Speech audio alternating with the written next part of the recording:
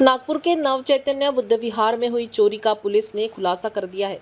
ये घटना 7 अगस्त की रात लगभग 8:30 बजे से 8 अगस्त की सुबह 6:30 बजे के बीच घटी। पुलिस के अनुसार लता गजभिये और सुषमा बागड़े ने रात में विहार के लोहे के चैनल गेट को 2 ताले लगाकर बंद किया था। सुबह प्रार्थना के लिए पहुंची सुषमा बागड़े ने देखा कि गेट का ताला टूटा हुआ है।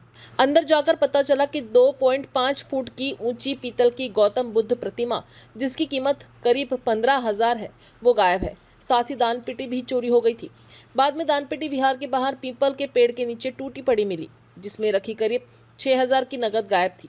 कुल चोरी की राशि 21,000 बताई गई है। शिकायत दर्ज होने के बाद पुलिस ने घटनास्थल से तकनीकी सबूत जुटाए और आसपास के सीसीटीवी कैमरों की फुटेज खंगाली।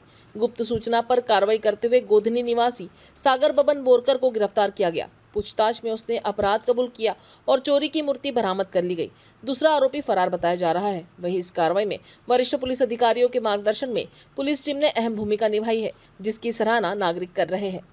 सदर तपास करत असताना तांत्रिक मुद्द्यावरून आपल्याला तसेच 101 CCTV तपासून आपण आरोपी निष्पन्न केलेल्या आरोपीचा शोध घेऊन आपण त्याचा पाठलाग करून सागर बोरकर जो राहणारा मानकापूर इथला आहे त्याला आपण ताब्यात घेतलेला आहे। त्याच्याबरोबर दुसरा साथीदार जो आहे नितेश गिरगावकर हा सध्या फरार आहे। आपण अटक केलेल्या आरोपीकडे कसून तपासणी केली असते, चौकशी केली असते, त्यांनी गुन्हा केल्याचे कबूल करून यातील जी गौतम बुद्धाची मूर्ती एका घरात लपवून ठेवल्याचे सांगितल्यावरून आपण ते मेमोरंडम पंचनामा करून एसआय जंगीलवाड यांनी ती मूर्ती जप्त केलेली आहे आणि अशा प्रकारे गुन्हा उघडकीस आणलेला आहे।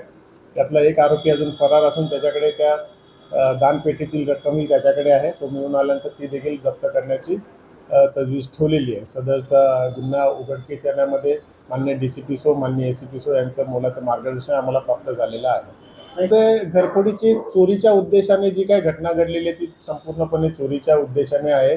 त्यामागे इतर कुठलाही उद्देश नसल्यामुळे सदर घटना ही घरफोडीची घटनेप्रमाणे कलम लावण्यात आलेली आहे।